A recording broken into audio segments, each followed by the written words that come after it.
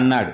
అయితే ఆమె అన్నది, నేను గుడ్డిదానిగా మారడం, నేను ప్రపంచాన్ని చూడకపోవడం అనేది నాకు బలహీనతగా నేను భావించట్లేదు.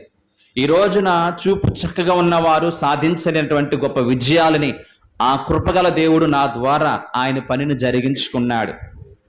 నిజంగా నాకున్నటువంటి భౌతికమైన బలహీనతగా నేను భావించలేదు. అయితే ఈ రోజున సమాజంలో ఎవరు గుడ్డి వాళ్ళు అని చూస్తే చూపిండి కూడా గ్రహించలేని వారు, చూపిండి కూడా అర్థం చేసుకోలేని వారు, చూపిండి కూడా దేవునికి ఉపయోగపడలేని వారు నిజమైనటువంటి గుడ్డివారు అని చెప్పి ఉన్నతమైనటువంటి విలువైన సమాచారాన్ని ఆమె తెలియజేస్తుంది.